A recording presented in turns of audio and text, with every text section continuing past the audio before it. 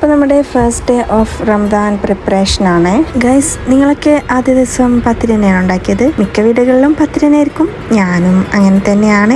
പത്തിരി തിന്നാനൊരാഗ്രഹം, അപ്പോൾ first day പത്തിരി തന്നെ ആയിക്കോട്ടെ എന്ന് കരുതിയിട്ട് പത്തിരിയൊക്കെ ഉണ്ടാക്കിയിട്ടുണ്ട്. അപ്പോൾ ഗൈസ് ഇതൊരു റെസിപ്പി വീഡിയോ ഒന്നല്ല കേട്ടോ.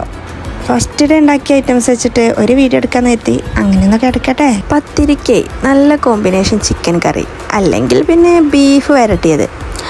ഞാൻ പത്തിരിയും മട്ടൻ കറിയും എല്ലാം ഉണ്ടാക്കിയിട്ടുണ്ട്. പിന്നെ കുറച്ച് സമൂസ ഉണ്ടാക്കാൻ വേണ്ടിയിട്ടേ കുറച്ച് വെജിറ്റബിൾസും ചിക്കനും വേവിച്ചെടുത്ത ചിക്കന് എല്ലാം കൂടി ഇട്ടിട്ടൊന്ന് ക്രഷ് ചെയ്തെടുക്കുക.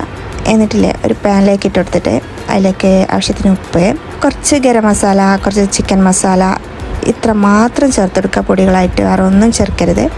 എന്നിട്ട് 2 മിനിറ്റ് മാത്രം വഴറ്റിയെടുക്കുക. കൂടുതൽ കുക്കാക്കി എടുക്കുകയും വേണ്ട. അപ്പോൾ ഇതാണ് ഞാൻ ഉണ്ടാക്കുന്ന ഒരു സമൂസ ഫില്ലിങ്. സിമ്പിൾ, നല്ല ടേസ്റ്റാണ് കേട്ടോ. പിന്നെ ഇതെന്താണെന്നല്ലേ, ഇതാണ് തരിക്കഞ്ഞി. നമ്മുടെ മലപ്പുറം ഭാഗത്തൊക്കെ തരിക്കഞ്ഞി എന്ന് പറയും. തരീന്ന് സ്നേഹത്തോടെ വിളിക്കും. ഇതൊക്കെ 6 ദിവസം കൊണ്ട് ഉണ്ടാക്കാനുള്ളൊരു ത്വര കൊണ്ട് ഉണ്ടാക്കുകയാണ് ഗൈസ്.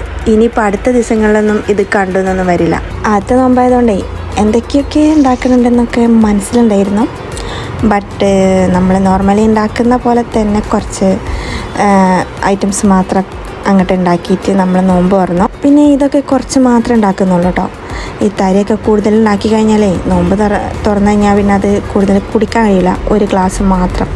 അപ്പോൾ ഗൈസ് വോയിസ് എടുക്കാനുള്ളൊരു എനർജി ഒന്നും കിട്ടുന്നില്ല. അപ്പോൾ ഇതാണ് ഞാൻ ഫസ്റ്റ് നോമ്പിലുണ്ടാക്കിയ ഐറ്റംസൊക്കെ.